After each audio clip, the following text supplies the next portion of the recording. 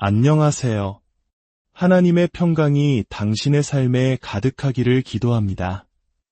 오늘 우리는 기독교 신앙의 가장 중심에 있는 상징, 바로 십자가에 대한 깊은 이야기를 나누고자 합니다.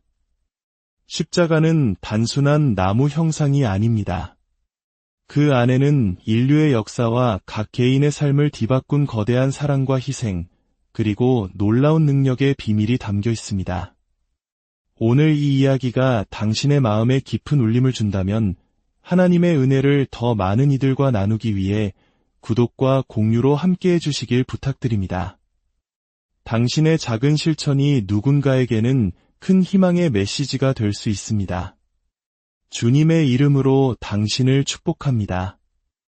우리의 이야기는 성경 고린도전서 1장 18절 말씀으로 시작합니다. 십자가의 도가 멸망하는 자들에게는 미련한 것이요 구원을 받는 우리에게는 하나님의 능력이라. 세상의 지혜로는 이해할 수 없는 어리석은 이야기. 하지만 믿는 이들에게는 삶을 송두리째 바꾸는 하나님의 능력. 이것이 바로 십자가의 신비입니다. 이 의미를 제대로 이해하기 위해 우리는 아주 오래전 이스라엘 백성이 이집트의 노예였던 시절로 거슬러 올라가야 합니다. 하나님께서는 그들을 구원하시기 위해 마지막 재앙을 내리셨습니다. 바로 죽음의 천사가 이집트 땅의 모든 첫째 아들을 거두어가는 재앙이었습니다. 하지만 하나님께서는 이스라엘 백성에게 살기를 열어주셨습니다. 어린 양을 잡아 그 피를 집 문설주에 바르라는 것이었습니다. 죽음의 천사는 문에 발린 피를 보고 그 집을 그냥 지나갔습니다.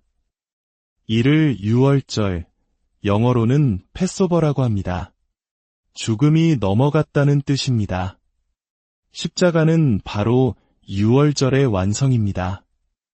예수 그리스도께서 흘리신 보혈은 우리 각자의 영혼의 문설주에 발린 어린 양의 피와 같습니다. 하나님께서는 그 피를 보시고 우리의 죄와 허물을 그냥 지나쳐 주십니다. 우리의 죄값을 묻지 않으십니다. 예수님의 피가 우리를 대신해 모든 값을 치렀기 때문입니다. 이것이 십자가 복음의 핵심입니다. 세상의 똑똑한 이들, 지혜롭다는 자들은 이 계획을 이해하지 못했습니다. 어떻게 한 사람이 십자가라는 끔찍한 형틀에서 죽는 것이 온 인류의 죄를 구원하는 계획이 될 수 있는가? 그것은 너무나 어리석고 비논리적인 이야기처럼 들렸습니다. 그래서 성경은 말합니다. 멸망하는 자들에게 십자가는 그저 어리석은 이야기일 뿐이라고. 하지만 구원받은 우리에게는 그 십자가야말로 하나님의 위대한 능력의 증거입니다. 여기서 말하는 십자가는 우리가 교회에서 보는 나무 십자가 그 자체가 아니라 그리스도께서 그 위에서 이루신 모든 일을 의미합니다. 이제 우리는 잠시 시간을 거슬러 2000년 전 예루살렘의 골고다 언덕으로 가보겠습니다. 그날 그 십자가 위에서 실제로 어떤 일이 일어났는지 우리는 생생하게 마주해야 합니다. 마태복음 27장의 기록처럼 예수님은 온갖 조롱과 희롱을 당하신 후 자신의 옷을 입고 십자가를 지기 위해 끌려가셨습니다. 그 당시 십자가형은 로마 제국이 시행하던 가장 잔인하고 굴욕적인 사형 방법이었습니다. 오늘날의 전기의자 사형과는 비교할 수 없는 인간이 고안해낸 가장 끔찍한 죽음의 형태였습니다. 이 형벌은 주로 반역자, 흉악범, 노예와 같은 사회 최하층에게만 집행되었습니다. 공개적인 장소에서 천천히 고통스럽게 죽어가게 함으로써 보는 이들에게 극도의 공포심을 심어주기 위한 본보기였습니다. 역사의 기록에 따르면 로마 병사들은 이 끔찍한 처형을 즐기기까지 했다고 합니다. 그들은 죄수들을 다양한 자세로 십자가에 매달며 그 고통을 구경했습니다. 희생자가 처형 장소에 도착하면 먼저 십자가를 땅바닥에 눕힙니다. 그리고 죄수의 팔을 벌려 나무에 고정시킨 후 약 13cm에 달하는 거대한 대모들 손목뼈 사이에 박아 넣습니다. 양발은 겹쳐서 하나의 긴 못으로 고정시킵니다. 그 후 병사들은 밧줄을 이용해 못 박힌 희생자가 매달린 십자가를 들어 올려 구덩이에 세웁니다. 그 순간 온몸의 무게가 손목과 발에 박힌 대못에 쏠리면서 희생자는 상상조차 할 수 없는 고통을 겪게 됩니다. 이 모든 고통을 죄가 전혀 없으신 예수님께서 바로 당신과 저를 위해 감당하셨습니다. 성경은 말합니다. 모든 사람이 죄를 범하였음에 하나님의 영광에 이르지 못하더니 이 땅에 의로운 사람은 단 한 명도 없었습니다. 그래서 그분이 오셔야만 했습니다. 그분은 십자가에 달리실 이유가 없었습니다. 흠도 점도 없는 완벽한 분이셨지만 우리의 죄값을 대신 치르기 위해 그 길을 선택하신 것입니다. 십자가에 매달린 희생자는 숨을 쉬기 위해 발에 박힌 못에 온 체중을 싣고 몸을 위로 밀어 올려야만 했습니다. 이 과정은 발에 엄청난 고통을 가중시켰고 이내 힘이 빠지면 다시 아래로 축 처지게 됩니다. 이 끔찍한 과정을 수없이 반복하는 동안 어깨 관절은 결국 탈골되고 맙니다. 기록에 의하면 이때 팔 길이는 정상보다 20cm 이상 늘어났다고 합니다. 팔이 늘어나고 가슴 근육이 압박되면서 숨을 쉬기 위한 몸부림은 점점 더 힘겨워집니다. 극심한 피로와 고통 속에서 더 이상 몸을 밀어 올릴 힘조차 남지 않게 되면 희생자는 결국 질식 상태에 빠지게 됩니다. 과다 출혈로 인한 극심한 탈수 증세도 찾아옵니다. 바로 그때 예수님께서 이렇게 외치셨습니다. 요한복음 19장 28절, 내가 목마르다. 우리는 이제 그분이 왜 그토록 목말라 하셨는지 알 수 있습니다. 극심한 탈수와 고통 속에서 그분은 인간이 겪을 수 있는 모든 육체적 한계를 경험하고 계셨습니다. 수시간에 걸친 이 끔찍한 고통 끝에 예수님의 폐는 허탈 상태에 빠지고 심장은 체액으로 가득 차기 시작했습니다. 그리고 마침내 요한복음 19장 30절의 기록처럼 그분은 마지막 숨을 내쉬며 이렇게 선포하셨습니다. 다 이루었다. 다 이루었다는 이 한마디는 인류 역사상 가장 위대한 선언이었습니다. 헬라어 원문 테텔레스타이는 값을 완전히 치렀다는 의미입니다. 이것은 단순한 죽음이 아니었습니다. 그 순간 죄의 권세가 깨졌습니다. 질병의 권세가 무너졌습니다. 가난과 저주의 사슬이 끊어졌습니다. 예수님께서는 내가 너의 모든 죄값을 치렀다. 너의 질병 값을 치렀다. 너의 고통과 억압의 값을 모두 지불했다. 이제 모든 것이 끝났다고 선포하신 것입니다. 그 십자가 위에서 극심한 고통 중에 계실 때 예수님은 바로 당신과 저를 생각하고 계셨습니다. 당신의 얼굴을, 나의 얼굴을 마음에 품고 계셨습니다. 그래서 그분은 다 이루었다고 말씀하실 수 있었습니다. 그분은 나의 죄 때문에, 당신의 죄 때문에 죽고 계셨던 것입니다. 로마 병사가 그의 죽음을 확인하기 위해 옆구리를 창으로 찔렀을 때 성경은 피와 물이 쏟아져 나왔다고 기록합니다. 이는 이미 심장이 파열되었다는 의학적 증거입니다.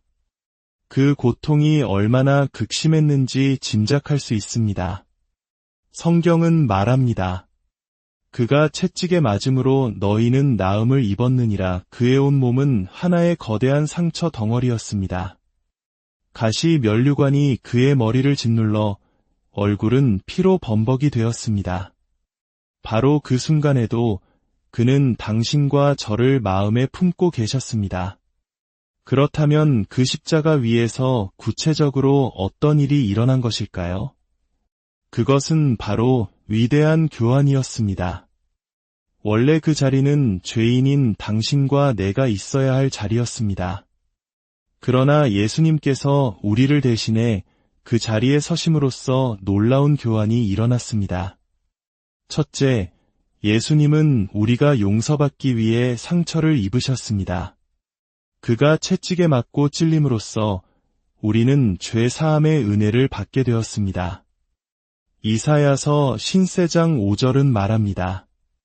그가 찔림은 우리의 허물 때문이요 그가 상함은 우리의 죄악 때문이라. 그가 징계를 받음으로 우리는 평화를 누리고 그가 채찍에 맞음으로 우리는 나음을 받았도다. 예수님은 말씀하십니다. 너의 죄를 나에게 다오. 내가 나의 용서를 너에게 주겠다. 둘째, 예수님은 우리의 질병을 가져가시고 그의 치유를 우리에게 주셨습니다. 그는 너의 질병을 나에게 다오. 내가 십자가에서 그 값을 치르겠다고 말씀하십니다. 당신은 더 이상 질병 가운데 고통받을 필요가 없습니다. 셋째, 예수님은 우리의 죄가 되시고 우리를 의롭게 하셨습니다. 죄 없으신 그분이 우리의 모든 죄를 짊어지심으로 우리는 마치 죄를 한 번도 짓지 않은 것처럼 하나님 앞에 의로운 자로 설 수 있게 되었습니다.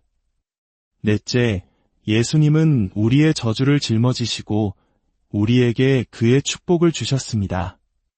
십자가 위에서 그분은 내 가문의 가난의 저주, 질병의 저주를 나에게 다오. 내가 그 값을 치르겠다. 이제 너는 나의 축복을 받아라고 말씀하십니다. 다섯째, 예수님은 우리의 가난을 가져가시고 우리에게 그의 부요를 주셨습니다. 여섯째, 예수님은 우리의 수치를 짊어지시고 우리에게 그의 영광을 주셨습니다. 일곱째, 예수님은 우리의 거절감을 가져가시고 우리에게 그의 받아들여짐을 주셨습니다. 그러니 당신의 거절감과 수치심을 주님께 드리십시오. 그는 당신에게 영광과 온전한 수용을 주실 것입니다. 이것이 십자가에서 일어난 위대한 교환입니다. 슬픔 대신 기쁨을, 억압 대신 자유를, 사망 대신 영원한 생명을 주시는 놀라운 은혜입니다. 이 십자가의 능력은 2000년 전의 낡은 이야기가 아닙니다. 오늘날에도 이 능력은 수많은 사람들의 삶 속에서 생생하게 나타나고 있습니다. 한때 절망의 늪에서 헤매던 이들이 있었습니다. 깊은 우울증으로 매일 아침 눈을 뜨는 것조차 고통이었고 차라리 자신의 생명이 다른 이에게 주어지길 바랐던 한 자매는 십자가의 사랑을 만난 후 삶의 의미를 되찾고 지금은 감사와 기쁨으로 하루를 시작합니다. 마약과 범죄로 감옥에 갇혀 인생의 밑바닥을 헤매던 한 형제는 십자가 앞에서 자신의 모든 죄를 내려놓았을 때 용서와 새로운 삶을 선물 받았습니다. 그는 이제 절망에 빠진 이들에게 희망을 전하는 사람이 되었습니다. 말기 암 진단을 받고 모든 의학적 희망이 끊어졌던 한 성도는 내가 살리라는 하나님의 말씀을 붙잡고 믿음으로 기도했습니다. 십자가에서 우리의 질병을 짊어지신 예수 그리스도의 능력을 의지했을 때 그의 몸에서 암세포는 흔적도 없이 사라졌습니다. 의사들은 기적이라고 말했지만 우리는 그것이 십자가의 능력임을 압니다. 유전질환으로 스스로 음식을 삼킬 수조차 없었던 어린아이의 부모가 있었습니다. 의사들은 아이의 배에 튜브를 삽입하는 것만이 유일한 방법이라고 말하며 믿음만으로 아이를 살릴 수 없다고 심지어 정신과 상담을 권유하기도 했습니다. 그러나 그 부모는 십자가의 능력을 굳게 믿고 기도했습니다. 그리고 오늘 그 아이는 자신의 힘으로 음식을 먹고 건강하게 자라고 있습니다. 사랑하는 여러분, 이것이 바로 십자가의 능력입니다. 예수님은 역사 속 인물이 아니라 지금도 살아계셔서 우리 삶에 개입하시는 그리스도이십니다. 이제 조용히 두 손을 가슴에 모으고 믿음으로 받으십시오. 당신의 죄를 그분께 드리십시오. 그리고 그의 완전한 용서를 받으십시오. 당신의 질병을 드리십시오. 그리고 그의 치유를 받으십시오. 당신의 수치심과 거절감을 드리십시오. 그리고 그의 영광과 온전한 받아들여 주심을 경험하십시오. 오늘 우리는 유월절의 의미를 기념합니다. 죽음의 권세가 우리를 넘어가는 날 주님의 자비하심으로 우리가 이 자리에 있음을 기념합니다. 십자가에서 완성된 그 놀라운 사랑을 결코 가볍게 여기지 마십시오. 우리가 지금 숨쉬고 살아가는 것, 그 모든 것이 그리스도의 희생이 없었다면 불가능했을 것입니다. 만약 주님께서 나를 위해 그 십자가를 지지 않으셨다면 나는 지금 어디에 있을까요? 칠흑 같은 어둠 속에서 방황하고 있었을 것입니다. 주님께서 생명을 주지 않으셨다면 내 영혼은 쉼을 얻지 못했을 것입니다. 그 십자가는 하나님께서 언제나 나를 생각하고 계신다는 영원한 증거입니다. 그 사랑 때문에 나는 사랑받는 존재이며 나의 온 마음을 다해 그분을 사랑할 수 있습니다. 사랑하는 여러분, 오늘 십자가의 메시지가 여러분 각자의 삶에 살아있는 능력이 되기를 소망합니다. 당신을 억누르는 모든 죄와 질병과 저주와 아픔을 그 십자가 아래에 내려놓으십시오. 그리고 그 대신 주어지는 용서와 치유, 축복과 자유를 온전히 누리십시오. 하나님의 놀라운 축복이 당신과 당신의 가정 위에 영원토록 함께 하시기를 예수 그리스도의 이름으로 간절히 기도합니다.